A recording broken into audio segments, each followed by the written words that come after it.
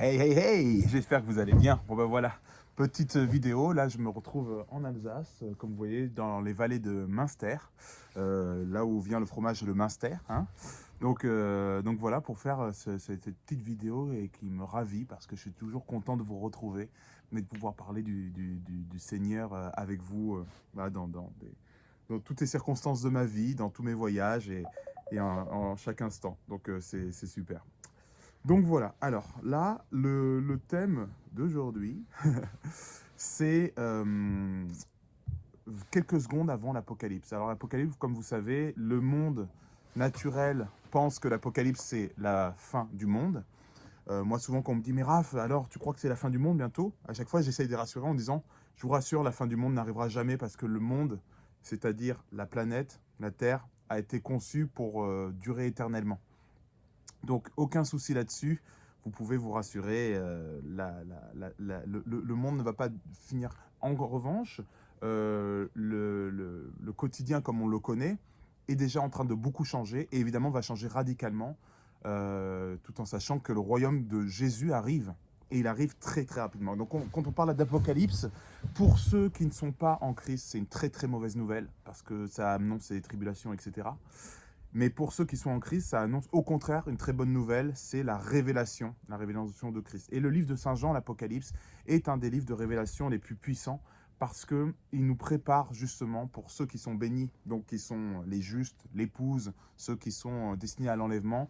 Le livre de l'Apocalypse nous annonce effectivement qu'on est à quelques secondes maintenant d'être enlevé. C'est toutes ces recommandations, toutes ces analyses-là qui ont été faites par Jean et ses visions sont là d'autant plus pour notre génération, qui est la génération qui va voir le retour de Jésus-Christ. Donc c'est une chance inouïe d'être né dans cette génération.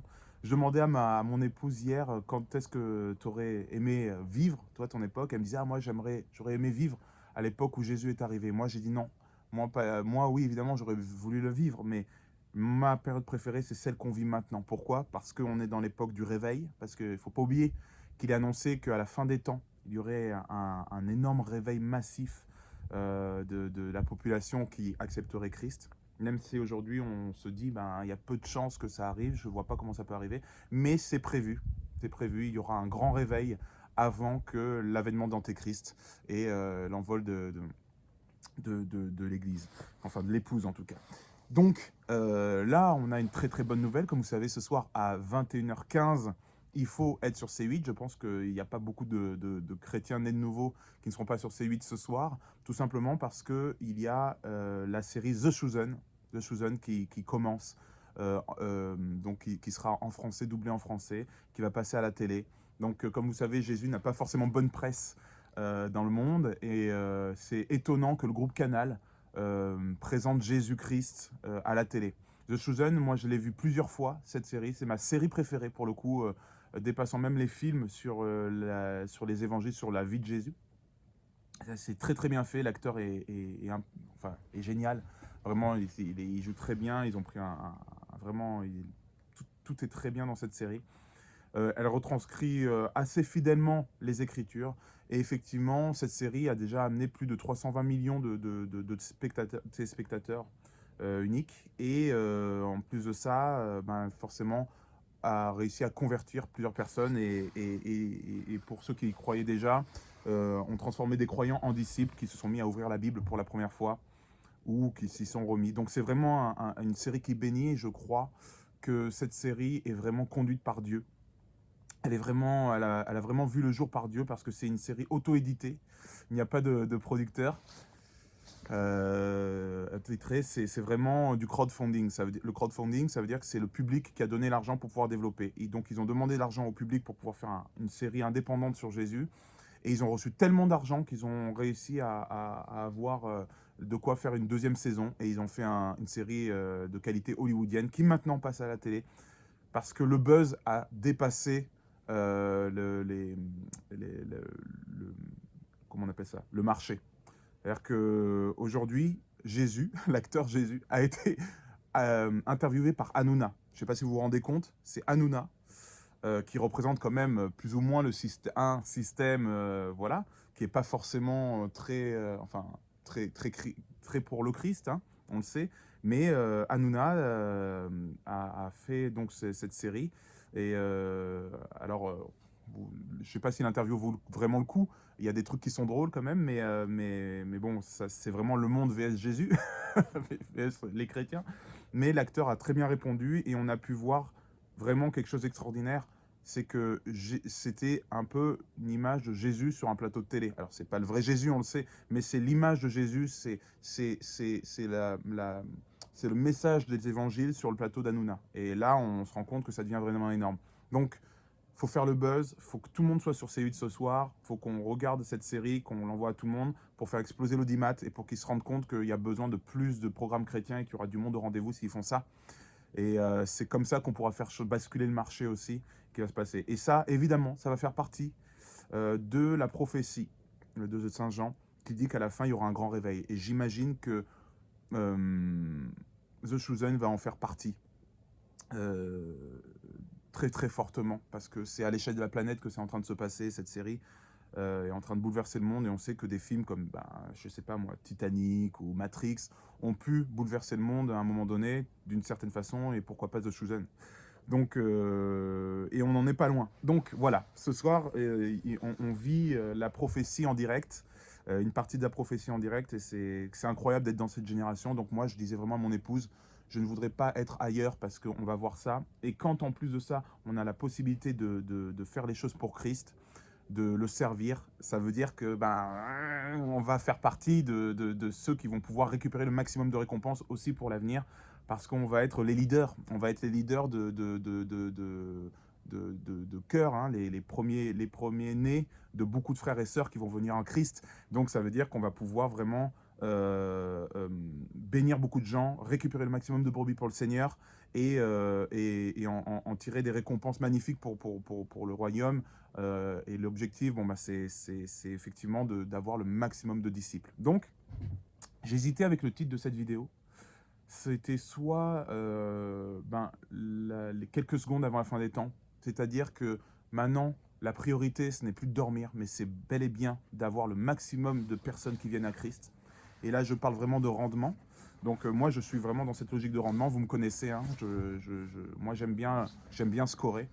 J'aime bien me dire, ok, là, on a 200 convertis cette année, 300, 500, 1000, voilà, cette émission a fait plus de, voilà, et avoir un peu des statistiques. Donc moi, je suis comme ça parce que le Seigneur nous demande d'être comme ça, parce que Paul était comme ça, et donc je n'ai aucun remords à viser les récompenses célestes et pas les récompenses terrestres, même si la vie terrestre d'un chrétien peut être plus ou moins dure, on le sait, hein, il y a pas mal de tribulations qui sont prévues pour nous, parce que dans les tribulations, qui ne sont pas les grandes tribulations, mais je veux dire dans les épreuves, c'est là que le Seigneur nous étoffe, on a vu ça la semaine dernière. Eh bien, voilà, malgré ça, l'espérance, donc l'espérance des récompenses, l'espérance de voir Jésus, d'être avec lui et de pouvoir célébrer ça, l'espérance de dire, voilà, à un moment donné, on va pouvoir poser les bagages, dire, waouh, on a bien soufflé, maintenant, on profite avec notre Seigneur, me pousse à aujourd'hui performer, parce qu'on est voilà, vraiment appelé à faire, à récolter l'argent, hein. On est des ouvriers, il y a une récolte qui est nécessaire, et nous sommes appelés vraiment à aller dans la moisson, récupérer le maximum. Donc là, c'est presque un jeu concours. Donc j'avais hésité entre les mots sur l'Apocalypse ou comment être un bon disciple de la fin des temps. Parce que aujourd'hui, la vidéo, ce serait vraiment le thème, ce serait de parler de comment faire pour évangéliser, comment faire pour faire le maximum de rendement, pour amener le maximum de personnes à Christ. Sachant qu'on va faire la distinction entre les gens qu'on connaît, genre notre coloc, notre épouse, notre famille qui n'est pas en Christ, et ceux qu'on ne connaît pas, ceux qu'on va choper dans la rue, tout ça. Donc, tout d'abord, je voudrais lire dans Matthieu 28, 18, 20. N'hésitez pas, comme c'est pas en live cette vidéo, vous pouvez vraiment faire pause, sortir votre Bible et ensuite remettre la vidéo. Sachant que je ferai une vidéo pas trop longue pour qu'ensuite vous puissiez aller voir The Chosen à 21h15. Donc Matthieu 28, 18 à 20 dit « Tout pouvoir m'a été donné dans le ciel et sur la terre. Faites de toutes les nations des disciples, baptisez-les au nom du Père, du Fils et du Saint-Esprit, et enseignez-leur à mettre en pratique tout ce que je vous ai prescrit. Et moi, je suis avec vous tous les jours jusqu'à la fin du monde. » Je répète, Jésus nous dit « Tout pouvoir m'a été donné dans le ciel et sur la terre. » Tout pouvoir, ça veut dire que s'il veut, la personne, elle est convertie comme ça, elle est choquée, d'accord? Mais il ne fait pas ça, Jésus, parce qu'il veut respecter notre libre arbitre. Mais s'il veut ouvrir son cœur pour qu'il puisse être dans les dispositions maximales pour pouvoir entendre la parole, ce sera fait. Donc, après il dit, allez donc, faites de toutes les nations des disciples, baptisez-les au nom du Père, du Fils et du Saint-Esprit, et enseignez-leur à mettre en pratique tout ce que je vous ai prescrit. Donc, notre rôle, c'est d'arriver à les voir dans les nations, à en faire des disciples, et vraiment à leur prescrire, donc les enseigner sur la parole de Dieu. Soit en les enseignant nous-mêmes si on peut, soit en les envoyant vers des prédicateurs ou vers des enseignants comme moi, par exemple, j'ai une chaîne YouTube pour ça. Et il dit, je suis avec vous tous les jours jusqu'à la fin du monde. Donc la promesse, c'est que le Seigneur nous accompagne. Il est avec nous physiquement, même si on ne le voit pas. Il est avec nous, il nous accompagne vraiment. Quand on œuvre avec Christ, on sait que Christ est avec nous. Et on dit souvent que quand 2 ou 3 parlent de Jésus, il est au milieu d'eux, ça c'est dans la Bible. Eh bien, il y a aussi un moyen d'avoir Jésus auprès de nous, agissant. C'est vraiment de parler de lui dans l'objectif de faire des disciples. Alors, je voudrais faire la distinction entre les croyants et les disciples. Dans la Bible, il y a 2 sortes de personnes, et dans la vie, il y a 2 sortes de personnes. Il y a le croyant, ça c'est typiquement celui qui va à l'église le dimanche. Il croit en Jésus, il croit que c'est si, il est sauvé, d'accord? Il est donc né de nouveau, il a reçu le Saint-Esprit en lui, mais il ne cultive pas la vie chrétienne, il ne cultive pas sa relation avec Jésus, et il est vraiment dans les doctrines, souvent religieuses, parce que au lieu de se référer directement à ce que dit l'Écriture, il va plutôt se référer à ce que dit le prêtre ou le pasteur, pour pouvoir avoir une vie chrétienne. Donc celui-là, c'est le croyant. Mais Jésus ne s'adresse pas aux croyants, il s'adresse aux disciples. D'ailleurs, quand on voit comment il parle aux croyants, Jésus, il parle par parabole. Et la plupart du temps, les gens ne comprennent pas. D'accord? Donc on le voyait, il parlait en parabole aux foules qui croyaient en lui, et ensuite il expliquait les paraboles aux disciples. Donc la différence entre le croyant et le disciple, c'est que le disciple, lui, il comprend ses paroles. Comme il veut avoir une relation, comme il est avec Jésus tous les jours, qu'il dort avec lui, qu'il mange avec lui, qu'il le connaît, qu'il a une relation intime, à lui est donné les révélations. Donc si on veut avoir des révélations, comprendre bien la Bible, comprendre tout ça, on doit passer du stade de croyant au stade de disciple. C'est 2 choses vraiment différentes. Le croyant, toute sa vie, va être vraiment baladé en vent de doctrine, ce qu'on va entendre, ce qu'il va entendre de la parole ou tout ça, c'est souvent que des intermédiaires. Le disciple, lui, il est en direct et en relation, et le Seigneur donne des ordres, hein, parce que c'est militaire quasiment, enfin on est en guerre. Donc il donne des ordres aux disciples, mais il ne donne pas des ordres aux croyants.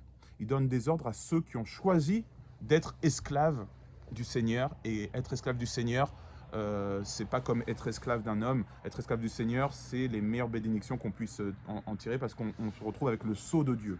Et vous et moi, on a envie de recevoir le sceau de Dieu, parce que qui a le sceau de Dieu est intouchable par le diable. Le diable ne peut pas le toucher, d'accord? Quand tu as le sceau, tu sais, le sceau, c'est la bague voilà, que tu mets dans la cire comme ça à l'époque des rois. Ben, le Seigneur nous dit que quand on est disciple, on reçoit le sceau de Dieu, et celui qui reçoit le sceau de Dieu est intouchable, et le diable n'a qu'à fuir. Alors, on a des descriptions de ce qu'est la caractéristique d'un disciple dans la Bible. On voit dans Jean 3,16 qu'un disciple, déjà, il doit commencer par avoir l'assurance de son salut.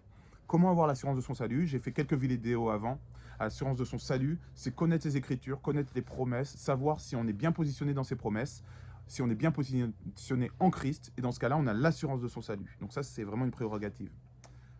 Donc là, pour être vraiment disciple, pas croyant, hein. Il faut aussi que le Saint-Esprit demeure en lui et le pousse à agir. Et là, on le voit dans Jean 14, 26 à 27. Donc vous irez voir dans votre Bible. Mais ce qui est important, c'est vraiment que on soit guidé par le Saint-Esprit. Et pour ça, il faut avoir, pareil, une vie de prière. Une vie de prière, c'est potentiellement parler en langue, mais ce n'est pas une obligation, parce que ça peut venir un peu plus tard, mais on peut être disciple avant de parler en langue. Mais ce que je veux dire, c'est que pour pouvoir être guidé par le Saint-Esprit, il faut pouvoir avoir une relation avec Christ, entendre sa parole, s'entraîner à entendre sa voix, faire le carnet à deux voix, par exemple, des petits exercices comme ça, ou alors, tout simplement, être plongé dans les paroles et demander au Seigneur pour toute chose de sa vie. Moi, aujourd'hui, je demande au Seigneur si je dois choisir entre des petits pois ou des raviolis. Bon, je mange aucun des deux, mais je demande au Seigneur, même sur les plus petites choses, pour m'entraîner à entendre sa voix, pour m'entraîner à avoir une intimité, pour le mettre, pour mettre ce Seigneur dans ma vie et prier sans cesse. D'accord?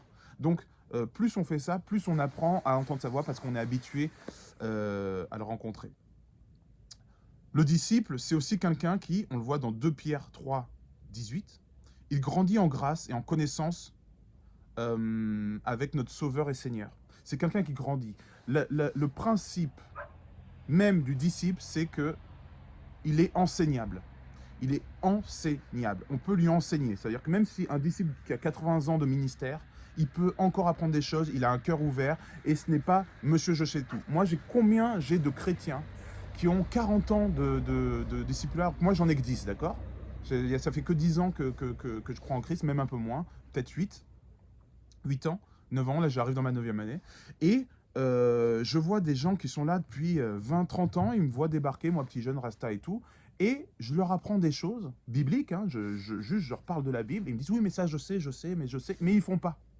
Donc en fait, ça c'est aussi beaucoup de l'orgueil spirituel, c'est bon ben moi ça fait longtemps que je suis chrétien, donc je sais tout, mais en réalité le bon disciple c'est celui qui accepte d'être enseigné par un enfant. Parce que les enfants peuvent nous apprendre beaucoup de choses, la nature peut nous apprendre beaucoup de choses et le Seigneur passe par plein de choses pour nous parler. Donc le disciple c'est quelqu'un qui est humble, parce que Dieu bénit les humbles, hein, mais il résiste aux orgueilleux, on le sait. Donc il fait grâce aux humbles. Donc si on n'est pas à l'écoute en se disant que Dieu peut me parler par n'importe qui, même le serveur qui est athée, eh bien on risque de passer, et c'est ce qui arrive souvent, à côté de grandes promesses et de grands messages. Donc, c'est quelqu'un qui grandit en grâce et en connaissance de notre Sauveur et Seigneur Jésus-Christ. C'est aussi quelqu'un qui partage le fardeau de Jésus pour les âmes perdues. Jésus a dit dans Matthieu 9, 37 à 38, « La moisson est grande, mais il y a peu d'ouvriers. Priez donc le maître de la moisson d'envoyer des ouvriers dans sa moisson. » Donc des disciples, c'est des gens qui veulent voir le maximum de personnes arriver dans le royaume, qui veulent voir le maximum de personnes devenir disciples, changer les croyants, donc les vierges insensées ou les vierges folles, en vierges sages.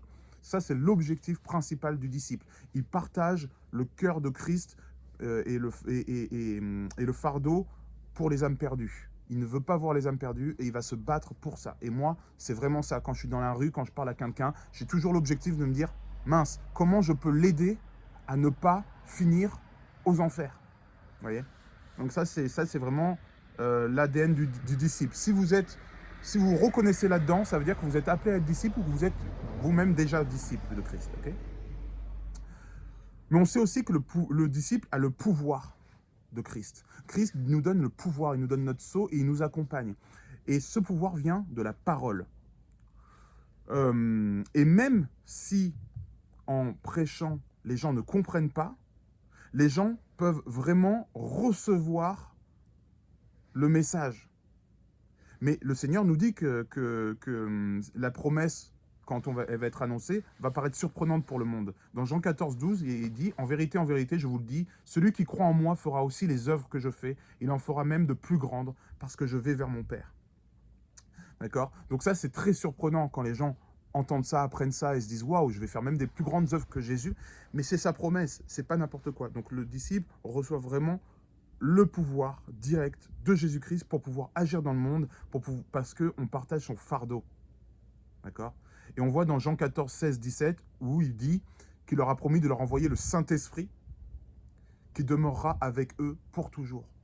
Donc, on sait que c'est pas nous qui agissons. Le pouvoir est donné parce que le Saint-Esprit, l'Esprit de Jésus, vit en nous et peut manifester le pouvoir. Encore faut-il l'amener. Nous sommes les véhicules du Saint-Esprit. Donc maintenant, rentrons dans le vif. Comment puis-je évangéliser? Déjà, premièrement, les gens de ma famille, les gens de mon entourage, mes collègues, sans offenser les gens, ni être rébarbatif, ni être lourd, tout ça. Alors, déjà, il faut savoir que la Bible nous annonce tout de suite que les gens vont être choqués. Donc, n'imaginez pas qu'on ne pourra choquer personne. Il faut d'abord dire la vérité, et c'est mieux de dire la vérité que les gens disent « Ah ben, tu vois, à la base, j'ai été choqué, je voulais même pas t'entendre parler, mais finalement, j'ai vu The Chosen, j'ai lu la Bible, et maintenant, je comprends. Alors, merci de m'avoir parlé parce que tu as planté la graine. » D'accord? Vaut mieux ça que quelqu'un qui vienne vous voir quand on sera au passage entre le paradis et l'enfer, qui disent bah, pourquoi tu m'as jamais rien dit, tu aurais eu l'occasion, je t'aurais entendu, peut-être que j'aurais refusé, mais la graine aurait été plantée et je n'aurais pas fini ici. Donc c'est ta responsabilité si je suis aux enfers, parce que tu n'as pas été charitable avec moi. Donc,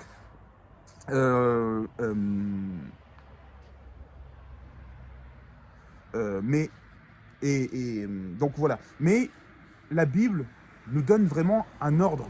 Quand on est disciple, on accepte ce ministère et c'est déjà le premier ministère qui appartient à tout le monde, vous vous rappelez, on a tous un ministère, c'est le ministère de réconciliation.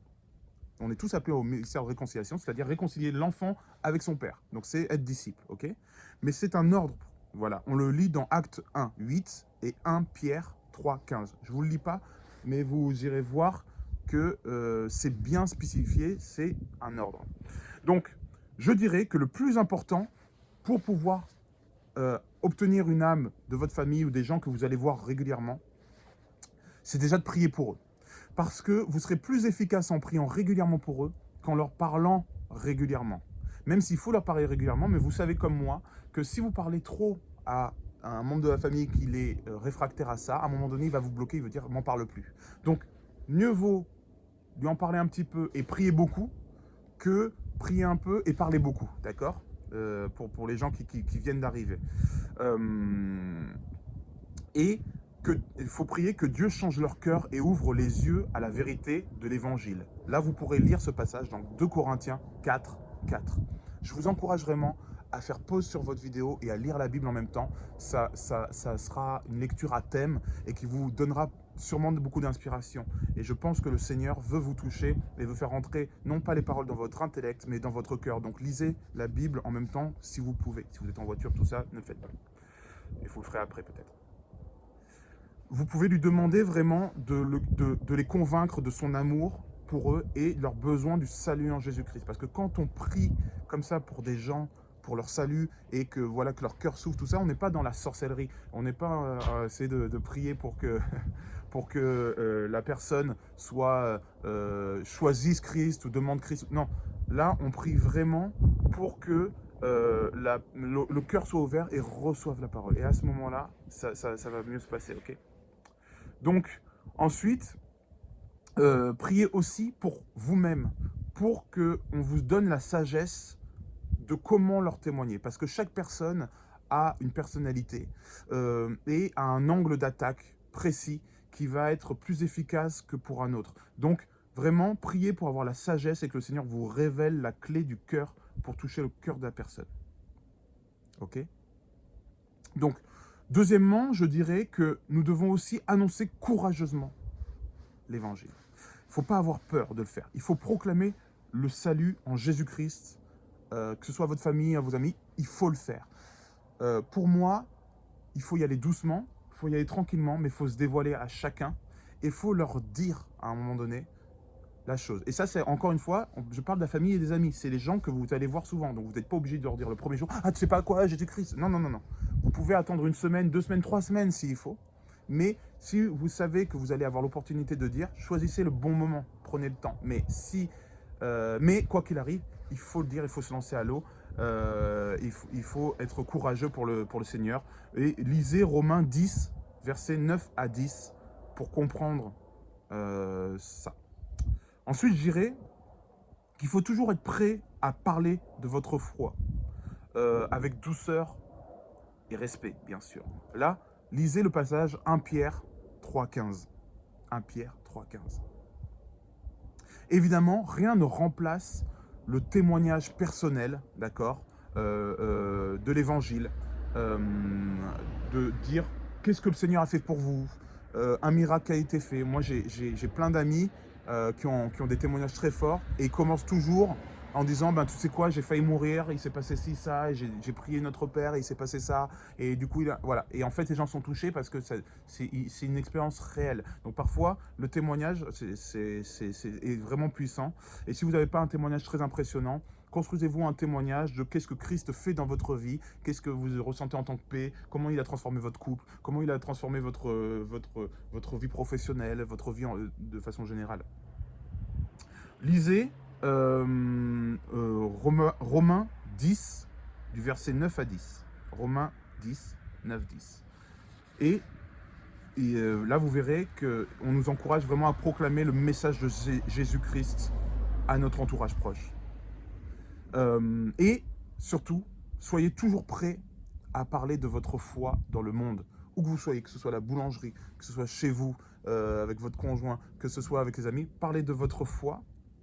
Mais encore une fois, donc 1 Pierre 3,15, ne le faites pas de façon décousue en vous disant il faut que je fasse, il faut que je fasse. Non, non, non, non. On va en parler après. Attendez l'occasion, la bonne occasion de faire, mais il faut aussi savoir provoquer la bonne occasion. Donc,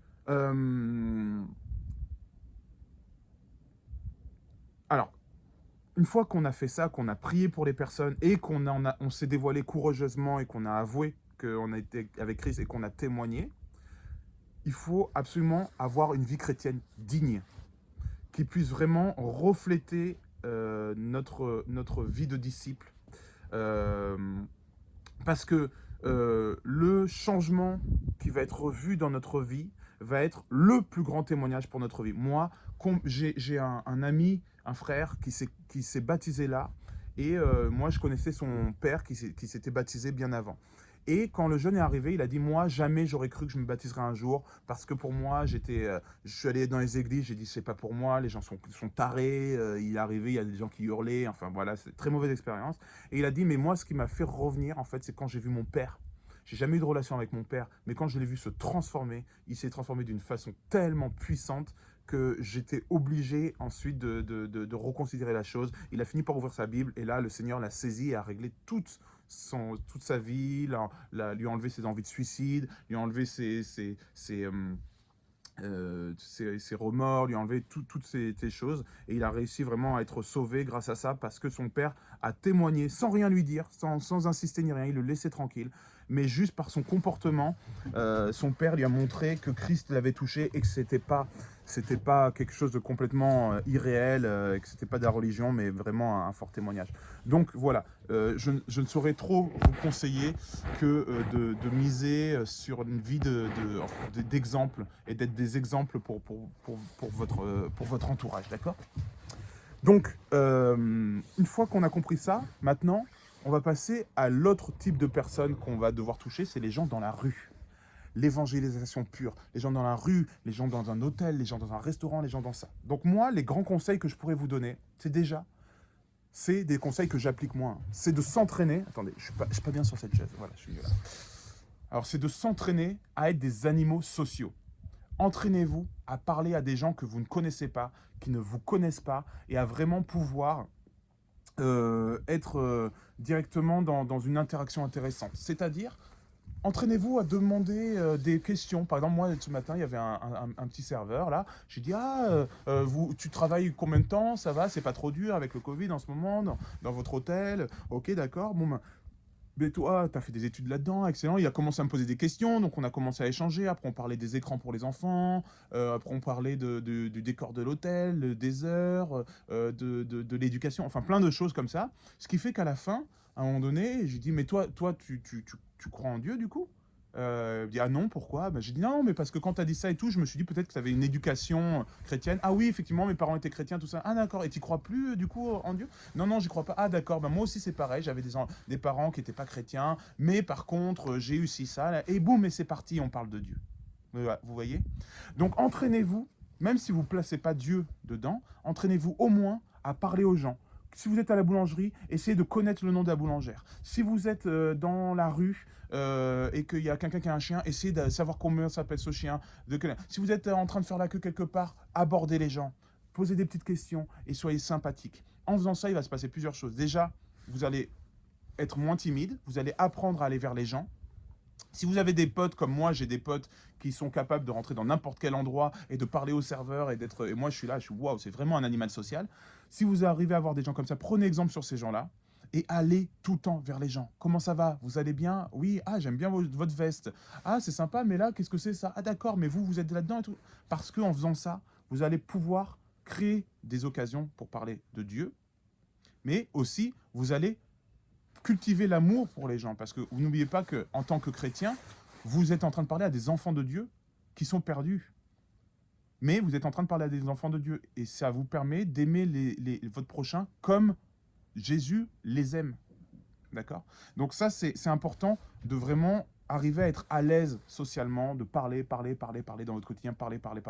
Il faut vraiment que, pour moi, un disciple, c'est quelqu'un qui se balade et que tout le monde trouve sympathique et qui connaît tout le monde dans son entourage. Si tu le laisses 1 heure dans un endroit, à la fin de l'heure, les gens l'ont remarqué, soit par sa lumière naturelle, soit par son sourire, soit par son élocution et la façon dont il va aborder les gens, tout ça. Important.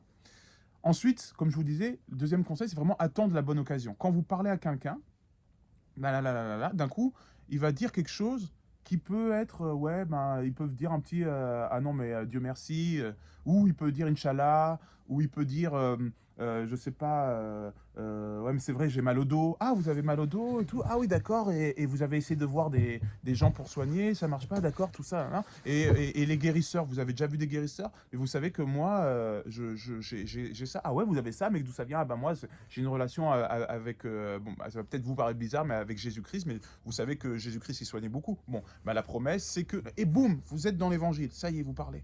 Et en fait, créer une occasion, c'est très, très facile à partir du moment où on est dans une discussion sympathique avec quelqu'un. Et la personne, si vous êtes sympathique, ne va pas vous refouler comme ça. Elle va peut-être dire, ah non, moi, j'y crois pas du tout. Et là, vous pouvez dire, ah ouais, je comprends. Et du coup, qu'est-ce que vous croyez pas là-dedans? Ouais, mais moi aussi, je suis d'accord. Et moi, tout ce qui est religieux, je peux pas. Mais vous n'êtes pas religieux? Ben non, je suis pas religieux. Justement, il y a une différence entre la religion. Et vous voyez, vous pouvez enchaîner, même si la personne, elle est foncièrement fermée à ça, parce qu'elle est souvent fermée à la religion et pas à la relation. Et si elle savait ce qu'est une relation avec Christ, il y a fort à parier qu'elle en voudrait aussi et qu'elle serait pas en rejet, parce que la plupart du temps, les gens sont en rejet avec la religion catholique. Mais pas que, hein, aussi les pentecôtistes ou tous ceux qui peuvent en faire un petit peu trop, la religion de façon générale. Mais la plupart du temps, en France, c'est catholique. Et saisissez les occasions qui deviennent évidentes. C'est-à-dire que si vous avez d'un coup quelqu'un qui porte une petite croix, ou quelqu'un qui fait un signe de croix, ou quelqu'un qui... Là, c'est une évidence, et c'est sûrement que Dieu vous envoie un signe en disant, c'est bon, c'est à toi de jouer, je te l'envoie, à toi de transformer l'essai.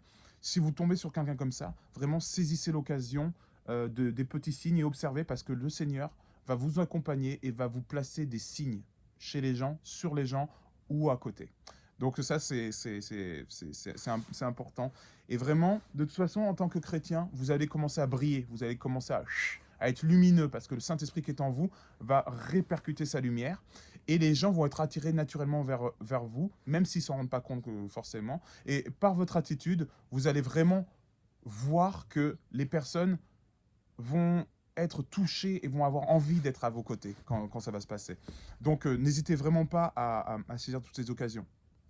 Maintenant, Jésus nous a dit techniquement ce qu'il fallait qu'on dise. Il nous dit dans Matthieu 4, 17, un des versets les plus importants, Jésus nous dit, Matthieu nous dit, pardon, dès ce moment, Jésus commença à prêcher et à dire, Jésus dit quelque chose. Et il nous montre l'exemple, Jésus. Donc si on dit la chose, vous verrez que vous allez avoir une force surnaturelle qui va venir et qui va ouvrir le cœur de la personne, parce que Jésus va être avec vous. Donc Jésus nous a dit de dire une phrase.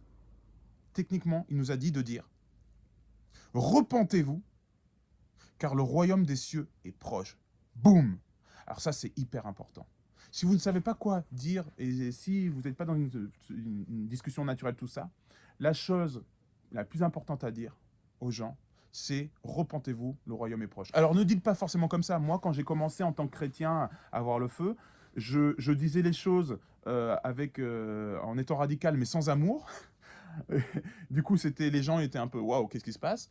Après, j'ai commencé à dire les choses avec beaucoup d'amour, mais en étant très peu radical. Donc, je disais plus trop les choses, j'avais peur de vexer. Ah, bah, les gens vont me rejeter. Finalement, j'ai compris. Maintenant, je recule un peu.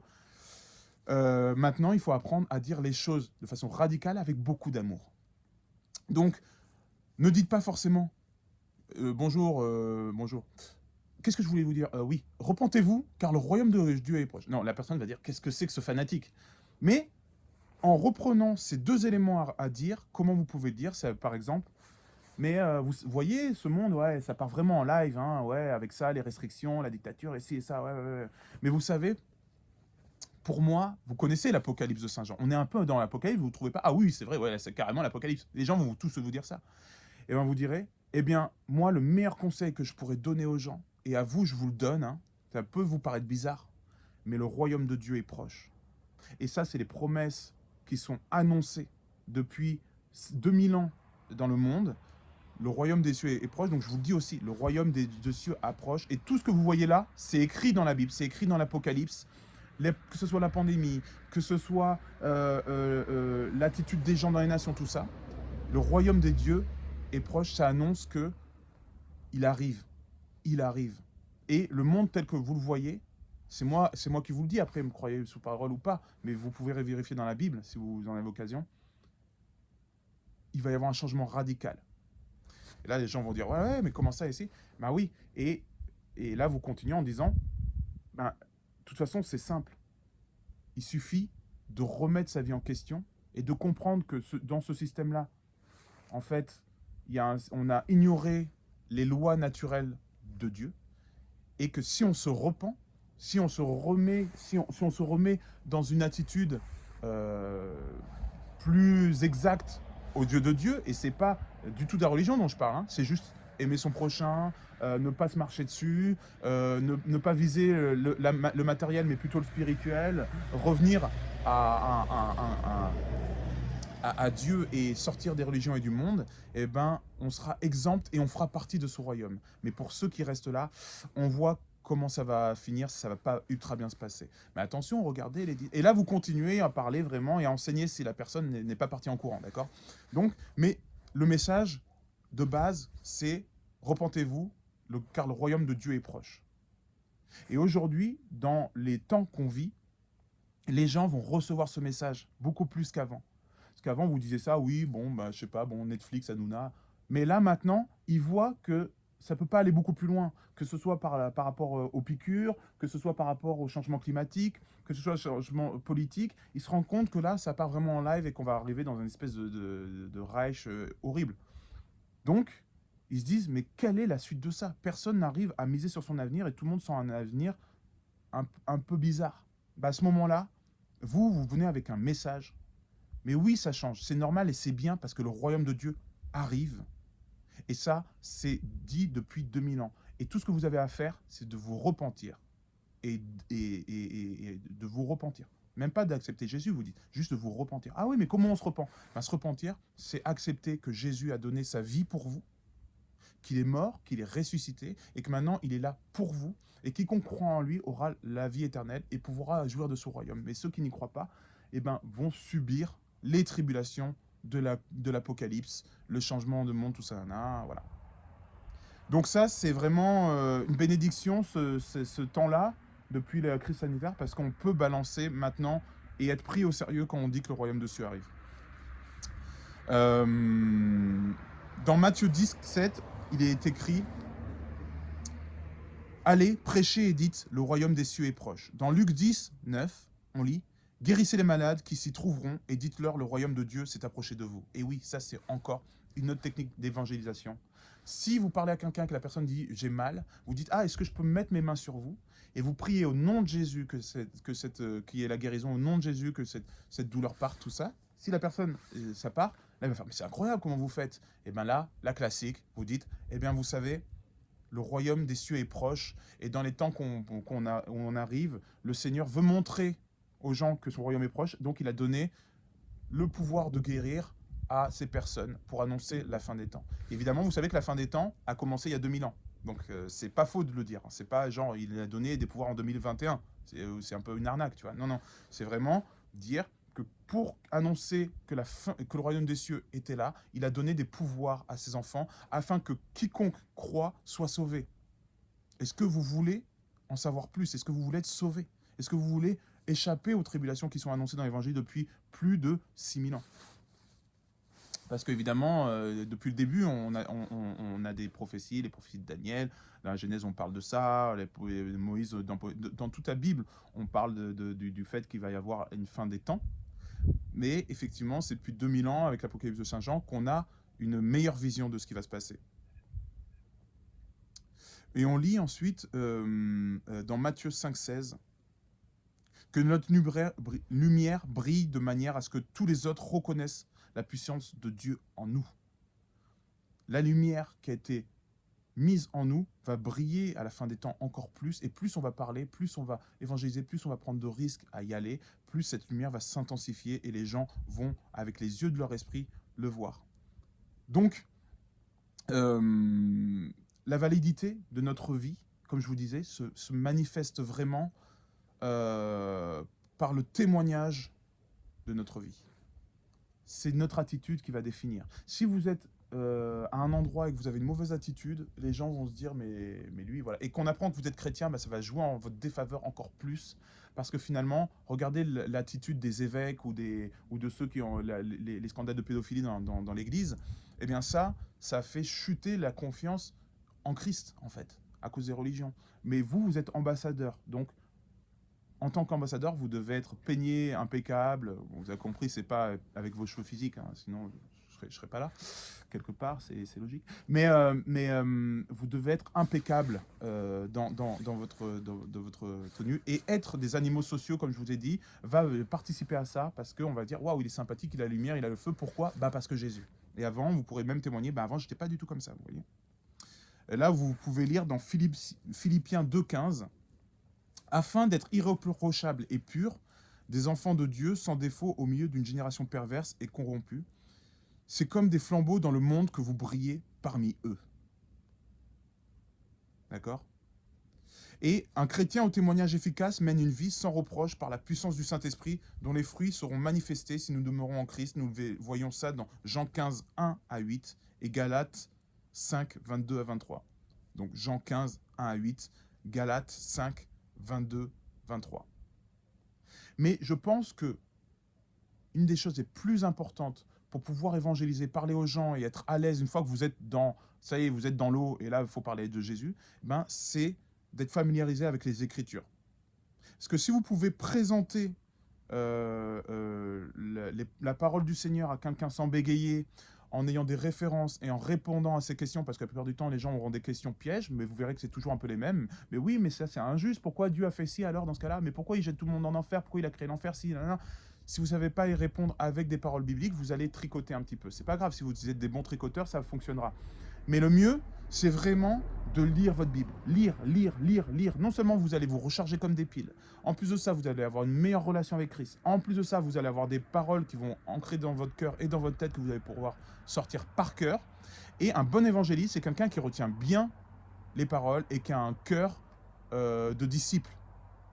Donc, plus vous allez étudier la Bible, plus vous allez la lire, plus vous allez revoir et revoir vos passages préférés, les souligner, les surligner. Il faut toujours avoir 2 Bibles, au moins une d'étude et une propre si vous en voulez une. Moi, j'en ai qu'une seule d'étude et je l'écris, j'ai Sébilote, je la scotch. C'est vraiment, il y a à boire et à manger dedans. Je peux me nourrir dans ma Bible. Comme ça, vous pourrez présenter l'évangile de manière fidèle et cohérente. Et là, je vais vous lire un passage dans 1 Pierre 3,15 qui dit « Soyez toujours prêts à défendre l'espérance qui est en vous devant tous ceux qui vous demandent raison, qui vous en demandent raison. » Ok ? Donc, être toujours prêt implique d'étudier fidèlement la Bible, de la mémoriser, de mémoriser des passages, de prier que Dieu vous donne l'occasion de partager ces passages-là avec quelqu'un d'autre pour vous entraîner et potentiellement striker, d'accord ? Et et afin de pouvoir préparer l'arrivée du Seigneur, que le cœur s'ouvre et qu'il puisse recevoir la parole. Et quand vous allez proclamer la parole, et la parole qui est dans la Bible, eh bien, vous allez voir que cette parole, c'est comme des coups de baguette magique pour Harry Potter, etc. Hein. Nous, c'est notre arme. Voilà. Vous allez dire une phrase des évangiles, et vous allez dire, mais j'ai rien dit. Et la personne va s'effondrer, va pleurer, va craquer. Et elle-même ne sait pas pourquoi. Tu vas dire, tu sais que Jésus est mort pour toi. Elle va faire, il est mort pour moi, il est mort pour moi. Et vous allez dire, mais moi, si on m'avait dit, Jésus est mort pour moi, j'aurais juste dit à l'époque, pourquoi il est mort pour moi, j'ai rien demandé, tu vois. Mais la personne, d'un coup, elle va être touchée parce que tu as dit, elle est morte pour toi. Et moi, j'en ai vu plein des gens s'effondrer sur des trucs qui, moi, me touchaient qu'intellectuellement, que je comprenais. Mais les gens, boum, d'un coup, elles comprennent de leur fort intérieur. Mais ça, c'est leur esprit qui reçoit le Saint-Esprit et qui vient avec des paroles de façon surnaturelle faire des choses dans leur vie. Donc, prenez les paroles de la Bible comme vraiment des paroles magiques, même si j'aime pas ce mot, vous avez compris, on fait pas de magie, ok? Mais vous comprenez ce que je veux dire, c'est que les paroles, quand vous allez les poser dans le cœur de quelqu'un, c'est le Saint-Esprit qui va lui-même les déposer, faire le travail, et ça va dépasser tout entendement de votre part, et vous n'aurez pas à maîtriser. Vous vous rendrez compte que vous ne faites rien en réalité, et que vous êtes juste des disciples, et qu'en étant disciples, vous avez vraiment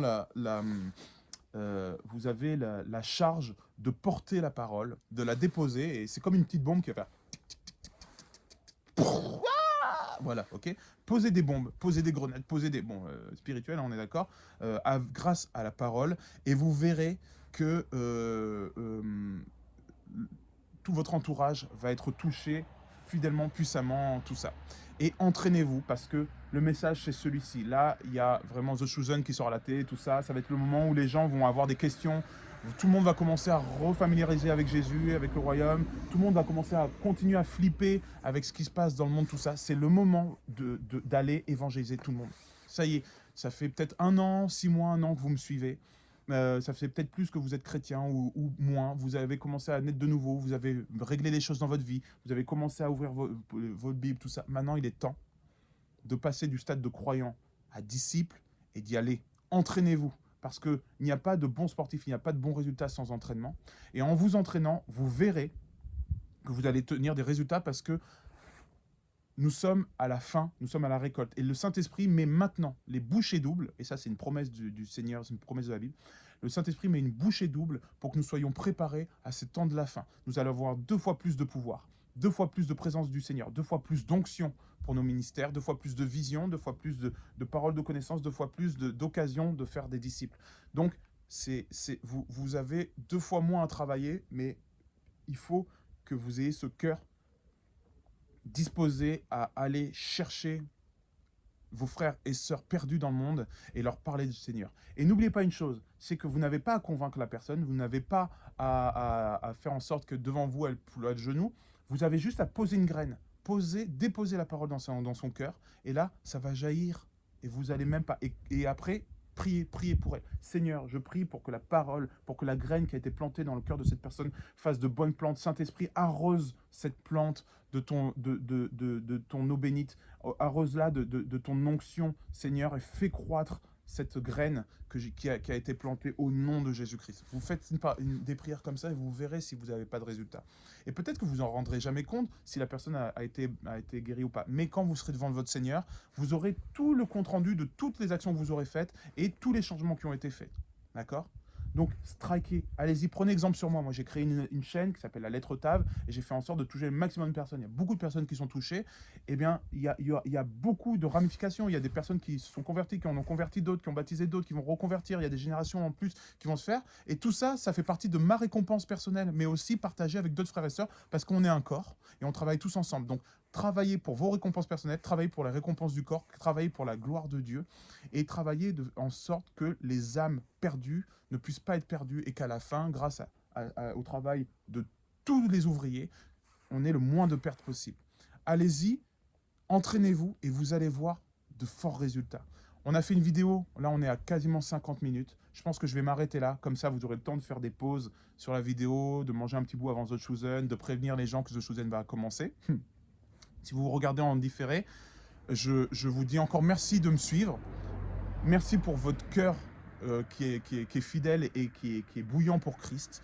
Merci pour votre soutien aussi, que ce soit financier ou avec des vues, en parlant aux frères et sœurs, c'est tout aussi important. Donc merci. Vous pouvez mettre un don en bas en description de la vidéo. Je le mets comme d'habitude. Et de toute façon, moi, je vous dis à lundi prochain. Ou on verra. Mais normalement, lundi prochain, on verra selon les fêtes si je suis disponible ou pas. Mais j'attends vos comptes rendus, que ce soit en commentaire sur YouTube ou en mail ou sur la chaîne Telegram, la lettre Tav. J'attends vos comptes rendus pour savoir, voilà, avoir des témoignages de gens qui ont été touchés par la parole de Christ, des choses qui se sont passées, parce que c'est magnifique tout ça. Voilà. Dernier petit témoignage que je voulais vous raconter avant de vous laisser, qui m'a beaucoup touché. Il y a un frère qui m'a écrit et qui m'a dit, écoute, voilà, il s'est passé des choses, ben, on a cru avec ma femme tout ça, mais on est très persécuté dans notre famille, tout ça, mais il y a un autre problème, c'est que, bon, ben, avant d'être né de nouveau, j'ai été infidèle. Et maintenant, je suis hanté par ça parce que je ne sais plus du tout moi. Et on a une relation magnifique avec ma femme et je veux surtout régler ça. Est-ce que tu crois que j'en parle ou pas? En même temps, je sais que si j'en parle, ça risque de la détruire. Connaissant peut-être son caractère, ça risque de la déstabiliser complètement. J'ai dit, écoute, la vérité vous affranchira. Fais ce qui doit être fait. Il m'a dit, ça doit être un test de Dieu. J'ai dit, oui, c'est un test de Dieu, c'est sûr. Donc, va jusqu'au bout et tu verras. Prie le Seigneur, il va t'accompagner, il va se passer des choses magnifiques. Mais la vérité paye toujours et le Seigneur ne te lâchera pas sur ça. Et moi, quand je lui dis ça, je me dis, je vais prier aussi. Donc j'ai prié derrière en backup parce que je veux pas que cette... voilà, c'est horrible de dire ça et que la personne finisse célibataire à cause de ça. Mais bon, de toute façon, moi, je proclame le royaume et pas mon intellect. Donc je lui ai dit de faire ça, je lui ai dit ce que j'avais à dire. Et le lendemain, il me dit, écoute, je lui ai dit, ça a été catastrophique. Voilà, ça a été, elle a très, très, très, très mal pris. C'est très compliqué et tout, mais j'ai fait ce qu'il fallait, je sais. On va voir ce que ça va donner. Ça va donner. Moi, j'ai envoyé quelques paroles d'encouragement, tout ça. Et quand il a reçu mes paroles d'encouragement, il m'a écrit, eh ben écoute, c'est marrant que tu me dises ça parce qu'aujourd'hui, tout a été pardonné comme un claquement de doigts. On est revenu à quelque chose, on s'aime encore plus. Le Seigneur l'a touché, m'a touché. Là, on a un amour qui est encore plus loin et on peut enfin démarrer. On sent les bénédictions du Seigneur. On a des projets énormes sur notre vie. On sent sa présence et c'est énorme. C'est la meilleure décision que j'avais pu faire. C'est de dire la vérité et de dévoiler ce qui s'était passé. Donc, j'ai dit waouh, gloire à Dieu, alléluia. On le voit agir, il est agissant. Tout ça, c'est très réel.